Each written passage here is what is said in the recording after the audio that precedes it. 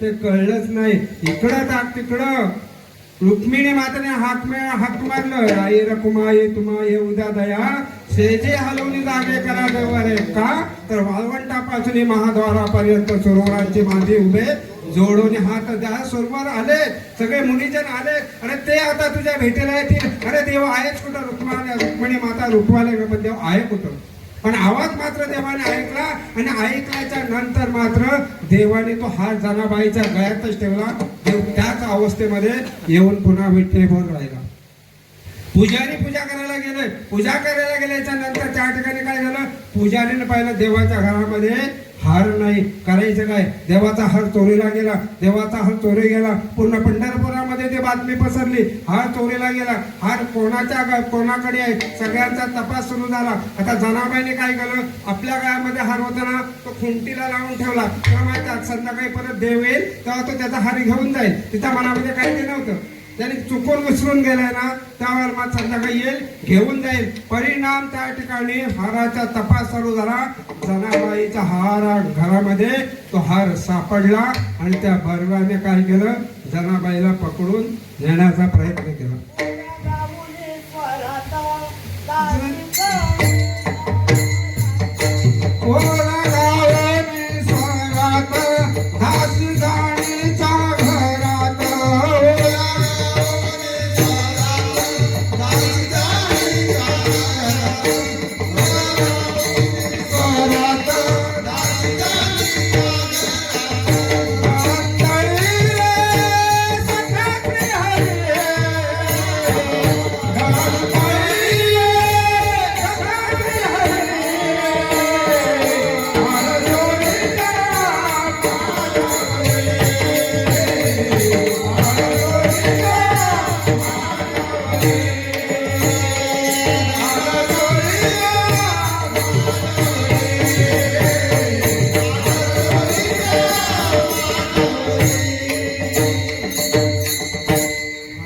देवाकडे जाऊ. देवा हार तू विसरून गेलास ना? देवा माझी काही चुकी आहे? तू विसरून गेलास ना? रात्री आला होतास ना? जळायला लागलास ना? ओव्या घालीत ना? ओव्या गावून स्वरात दासी जणीच्या घरात. हो, मला तू हार विसरून गेलास, माझ्या गळ्यात टाकला. मी खुंटीला लावून गेलो, खुंटीला लावून ठेवला. पारेकरी आले, मला घेऊन चालले. देवा चुकी कुणाची आहे? तुझी का माझी? आणि तरी पण त्या बर्व्याने मात्र जनाबाईला सुवावर द्यायला नेलं आणि सुवावर द्यायला नेल्याच्या नंतर मात्र जनाबाई त्या ठिकाणी देवाला बोलायला लागली. जनाबाईला राग आला आणि म्हणाले, हे देवा तू असा नाही, तू वाईट आहेस. तू किती रे देवा तू कठोर मनाचा, कोणाचे तू केले बरे. जे जे तुझ्या भक्तीशी लागले ते तुक्यांची बुडविली घरे. जनाबाई म्हणाले देवाला. आणि देवाने ज्यावेळेला जनाबाईचं बोलणं ऐकल्याच्या नंतर देवाने सांगितलं, जनाबाईचं हे जर पूर्ण पंढरपुरामध्ये बोलले ना तर मला कोणी विचारलं नाही. प्रत्यक्षात देव त्या ठिकाणी गेला आणि काय झालं? जणीला सुळावर चढवलं, चाप गळ्यामध्ये लावला. चापा तो सुळाचा चाप ओढणार, त्या उड्यात त्या सुळाचं काय झालं? पाणी झालं. आणि सुळाचं पाणी झाल्याच्या नंतर त्या ठिकाणी जनाबाईच्या मुखातून एक अभंगाची निर्मिती झाली. तो अभंग बापूंनी आपल्याकडे दिंडीला घेतला होता. कुठला अभंग? स्वरूप. वनीच्या कीर्तनामध्ये बापूने तो अभंग घेतला होता. जनाबाईचा सिद्धांत देऊन तो अभंग बापूने आपल्याला सोडून दाखवला. कुठला अभंग? आता बापू असं नाही आहे तिकडे, बापू बोलते बनावट बुवा नाही का विठाल. बापू बोलले असते आपल्याला हे बनावट बुवा. बापूंचं काय सांगितलं? बापू कसं माहिती आहे? बापू कसे होते? हो, खैराचा निखारा, खैराचा निखारा, खैराचा निखारा एकदम कडक, खैराच्या निखाऱ्यासारखे होते. पण कोणासाठी? ज्यांनी त्यांना लांबून बघितलं, त्यांना लांबून त्यांच्याकडे ज्यांनी पाहिलं, त्यांच्या जवळ गेला ना ते कसे होते? मऊ वेना होणे आम्ही विष्णुदास आम्हा नारायण तैसा करू मेनासारखे मऊ होते. अर्धा तास फक्त बापूंच्या संगतीत पंढरपुरामध्ये घालवला. पण त्या अर्धा तासामध्ये जेवढं दिलंय ना ते आयुष्यभर संपणार नाही एवढं दिलंय. विठ्ठल विठ्ठल विठ्ठल.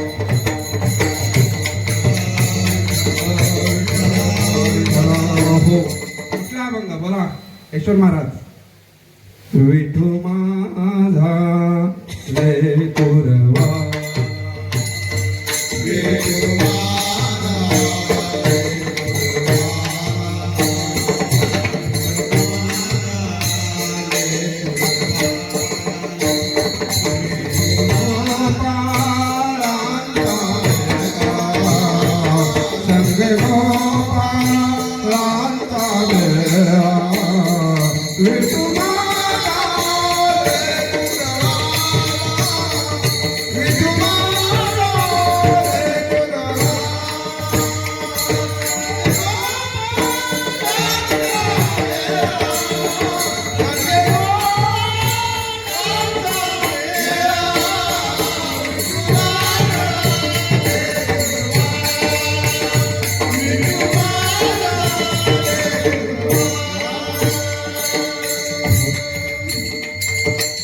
जनाबाईच्या मुखातील ते अभंगाचे निर्भीत झाले. विठू माझा लेकरवाला संगे गोपाळांचा मेळा.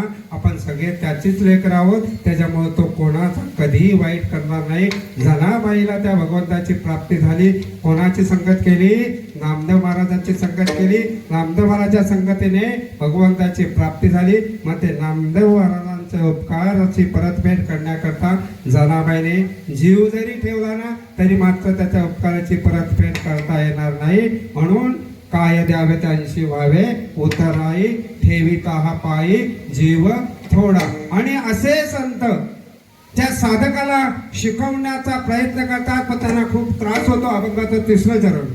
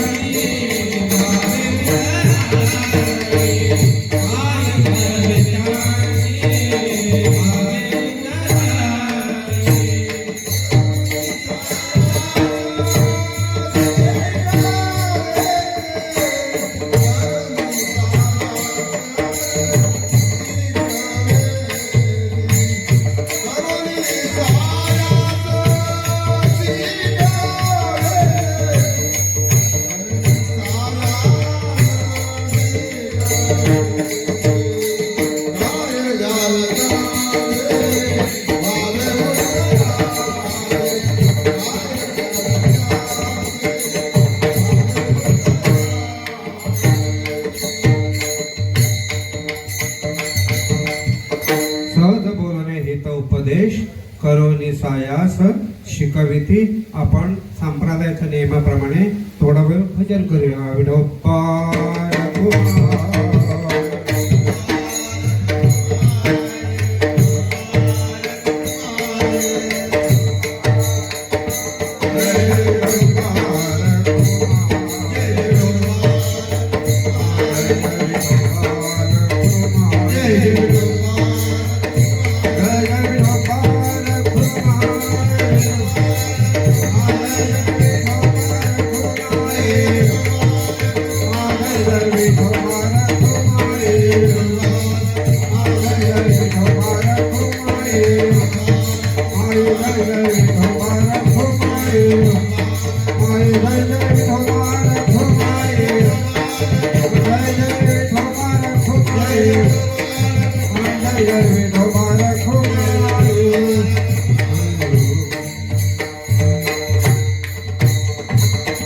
काय सांगू आता संतांचे उपकार मज निरंतर जागविती काय द्यावे त्यांची व्हावे उतराई ठेविता पायी देव थोडा सहज बोलणे हित उपदेश करुणी सायास शिकविती काय द्यावे त्यांची व्हावे उतराई ठेविता पायी जीव थोडा तुका म्हणे वस्त देणवेच्या चित्ती तैसे माझ येत सांभाळे काय द्यावे त्यांची व्हावे उतराई ठेविता पायी जीव थोडा जो काय अडमार्गी कोणी नरते जातील मानो काय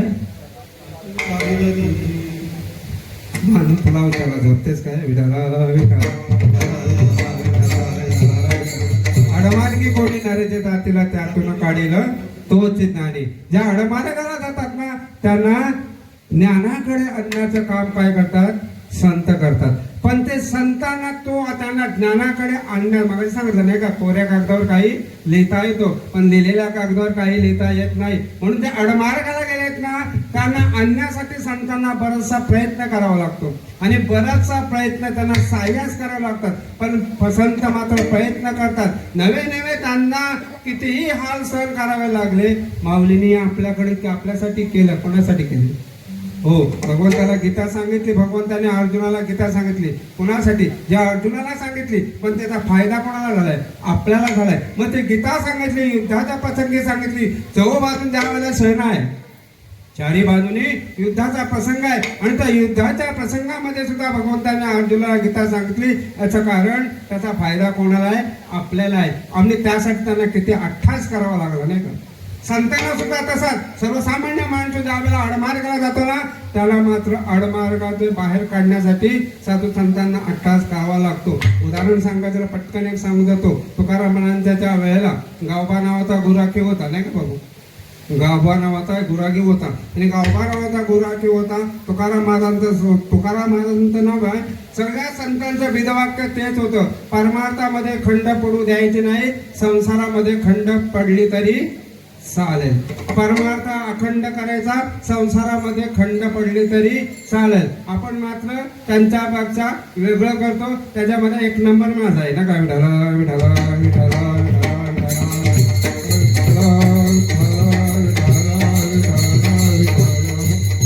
दुसऱ्याला कसं लावतं ना का आपलं आपण आपलं काय आपलाच आहे हो संत काय करतात परमार्थ अगोदर परमार्थ साधून परमार्थ प्रपंच साधून परमार्थ करा किंवा कामामध्ये काम काही म्हणा हे संतांनी केलं नवे नवे त्यांचा धंदा तोच होता दीन रजने हाची धंदा गोविंदाचे उघडे नेनती काही टाणाटोना नामस्मरणा वाचून नाही अखंड जर वाचा सिद्धी जर प्राप्त करायची असेल तर संतांना किती अठ्ठास करावा लागला असेल नाही का बराचसा अठ्ठास करावा मग तो गावबा नावाचा गुराखी त्या ठिकाणी होता रामेश्वर ज्या वेळेला त्या ठिकाणी त्या लोहगावामध्ये रोज कीर्तन प्रवचनाचं असं चालत असायचे रामेश्वर शास्त्रींचं प्रवचन असायचं आणि रामेश्वर शास्त्री ज्या वेळेला त्या वेळेवर ज्या वेळेला प्रवचनाला आले नाही म्हणून तुकाराम महाराजांनी चौकशी केली अरे प्रवचनाची वेळ झाली रामेश्वर शास्त्री अजून का येत नाही त्याच्यामुळं कोणाला तरी पाठवलं बघा रामेश्वर शास्त्रींना काय झालं ते त्यांना बोलवा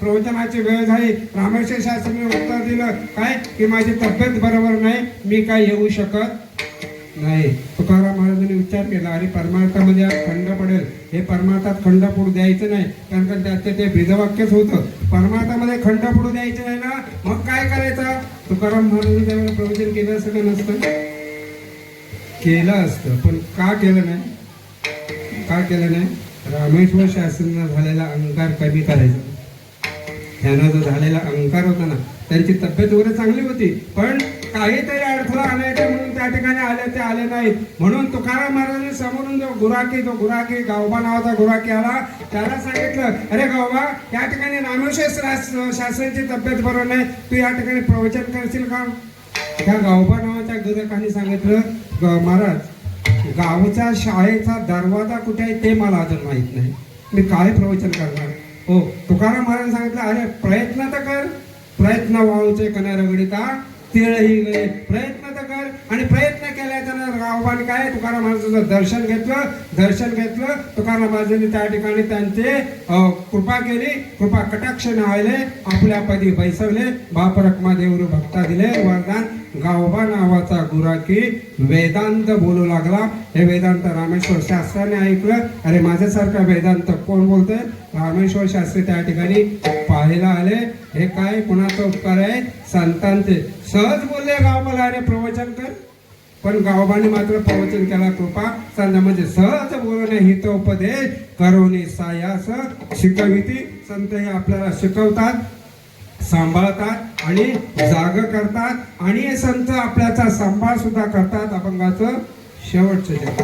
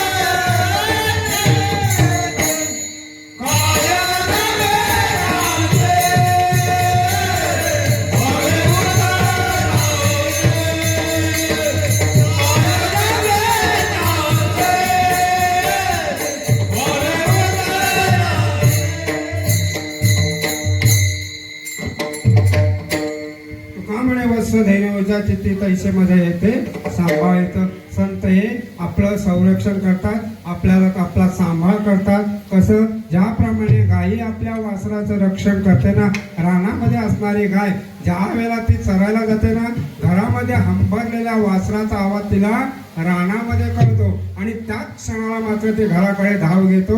जशी गाय आपल्या वासराचं संरक्षण करते ना, त्याचप्रमाणे संत आपलं रक्षण करतात. कारण का जगाला तारक हा मंत्र देणारे कोण आहेत? संत आहेत. संतांच्यामुळं हा जग तरलेला आहे. नवे नवे त्यांच्यामुळे हा मनुष्य देहाची आपल्याला महती कळाली आहे. आणि असे संत त्या ठिकाणी सायास करतात, आपल्याला शिकवतात. म्हणून त्यांच्याकडून आपल्याला त्यांच्या उपकाराची परतफेड करण्याकरता आपल्याकडे काही शिल्लक राहत नाही.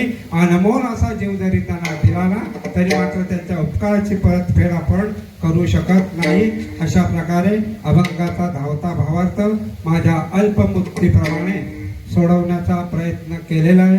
काही चुकी असेल तर मला क्षमा करा, चांगलं असेल घेण्याचा प्रयत्न करा.